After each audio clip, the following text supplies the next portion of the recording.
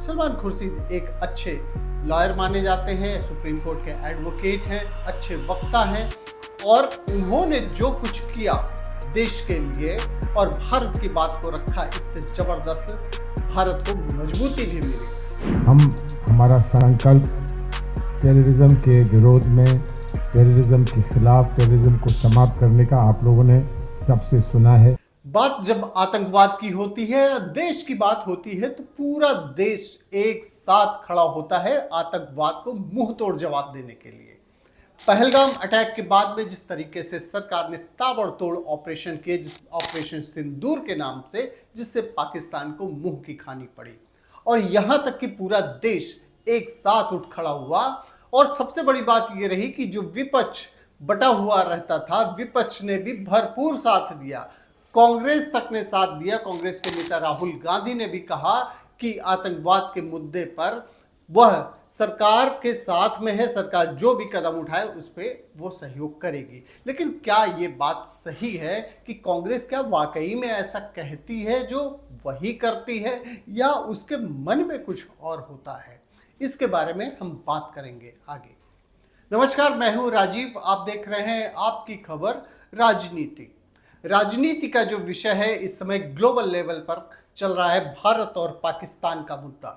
Operation सिंदूर के बाद में पूरे विश्व में ग्लोबल लेवल पर भारत की बात को पहुंचाने के लिए, आतंकवाद के मुद्दे पर भारत अपना पक्ष रखने के लिए डेलीगेशन भेजा हुआ है। 32 देशों में अलग अलग नेता गए हुए हैं जहां भारत की बात को रखेंगे और इसका भरपूर सहयोग भी मिल रहा है और समर्थन भी मिल रहा है। भारत बहुत ही मजबूत तरीके से उभरा हुआ है। लेकिन इसी बीच में ट्विस्ट ये आता है कि सलमान खुर्शीद जो कांग्रेस के नेता हैं वो भी एक डेलीगेशन के पार्ट हैं और संजय कुमार झा जनता दल यूनाइटेड के जो सांसद हैं उनका जो वो टीम लीड कर रहे हैं उसके एक पार्ट है सलमान खुर्शीद। सलमान खुर्शीद एक अच्छे लॉयर माने जाते हैं, सुप्रीम कोर्ट के एडवोकेट हैं, अच्छे वक्ता हैं और उन्होंने जो कुछ किया देश के लिए और भारत की बात को रखा, इससे जबरदस्त भारत को मजबूती भी मिली। लेकिन यही मजबूती कांग्रेस को अंदर अंदर खाए जा रही है। कांग्रेस अब परेशान है, अपने ही नेता से परेशान है और कांग्रेस का कहना यह है, कांग्रेस के नेताओं का कहना यह है कि सलमान खुर्शीद भाजपा के प्रवक्ता बन गए हैं। अब सलमान खुर्शीद ने भी कह दिया है कि वह जो इस समय डेलीगेशन का जो पार्ट है वो है साउथ कोरिया, सिंगापुर, जापान और इंडोनेशिया का दौरा कर चुके हैं और अभी मलेशिया में हैं और उन्होंने अपनी बातों को रखा हुआ है। सलमान खुर्शीद की एक बात कांग्रेस को चुभ रही है, धारा 370 की समाप्ति पर उन्होंने कहा है कि धारा 370 की समाप्ति जो भाजपा की समर्थित सरकार ने किया है उससे कश्मीर काफ़ी आगे बढ़ा है, उसमें प्रोग्रेस हुई है और जम्मू कश्मीर में समृद्धि हुई है। लेकिन ये बात कांग्रेस के नेताओं को नहीं पच रही है और कांग्रेस के नेता इससे थोड़े से अनस्टेबल होते हुए दिख रहे हैं। 2019 में जम्मू कश्मीर में धारा 370 की समाप्ति की गई, भाजपा ने किया था, भाजपा की जो समर्थित सरकार थी उन्होंने किया और इसकी तारीफ सलमान खुर्शीद ने कर दी।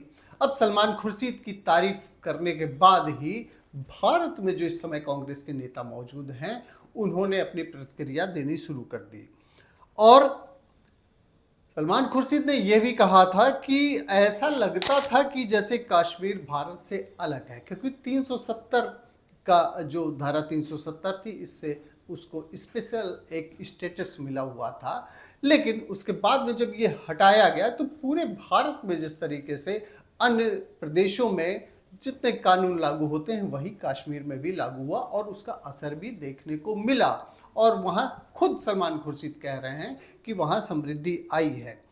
अब सलमान खुर्शीद यह भी कहते हैं, जो उनका सोशल मीडिया एक्स हैंडल पर उन्होंने ये कहा है कि लोग कहते हैं कि आप वहाँ क्या कर रहे हैं जिसमें भाजपा के लोग हैं। ये सलमान खुर्शीद से सवाल किया जा रहा है तो सलमान खुर्शीद ने भी इसका जवाब दे दिया कि उन्होंने कहा कि पहले भारत के लिए है और भारत और केवल भारत के लिए वो बाहर आए हुए हैं।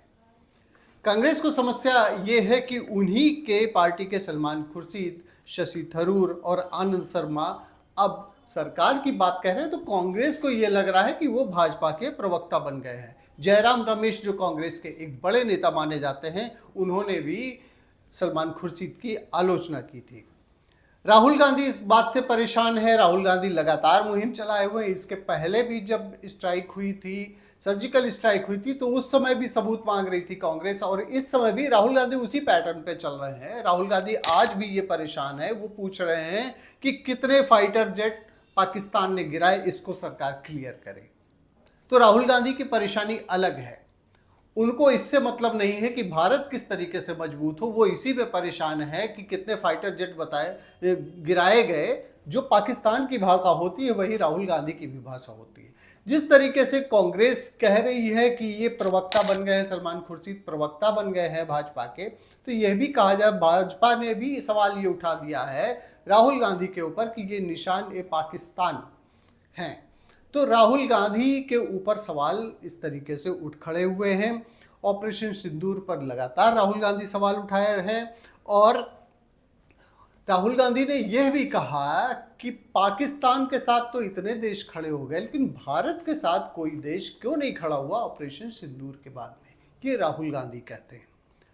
इंडोनेशिया जहां इस समय डेलीगेशन है जिसमें सलमान खुर्शीद हैं, उसके बारे में सबसे महत्वपूर्ण ये है कि इंडोनेशिया में 87% पॉपुलेशन मुस्लिम्स की है, और मुस्लिम कंट्री में जाके अगर भारत की बात को कही जा रही, सलमान खुर्शीद मजबूती के साथ कह रहे हैं, तो इससे भारत का पक्ष मजबूत होता है। लेकिन राहुल गांधी और कांग्रेस इससे ज़्यादा परेशान दिख रही हैं। तो ये है पॉलिटिक्स। इसीलिए सलमान खुर्शीद को कहना पड़ा कि देशभक्त होना क्या इतना मुश्किल है। सवाल अब आपके ऊपर ये है कि आप खुद डिसाइड करें कि सलमान खुर्शीद या जितने भी नेता डेलीगेशन गए हुए हैं, बाहर गए हुए हैं, भारत का स्टैंड क्लियर कर रहे हैं, और यहाँ इंडिया में रह के कुछ ऐसे नेता, खास करके कांग्रेस के नेता जो सवाल उठा रहे हैं, क्या ये इस समय जिस दौर से भारत गुजर रहा है, क्या ये सवाल का सही समय है, या सवाल का उठाया जाना इतना जरूरी है, ये आप खुद तय करें। धन्यवाद।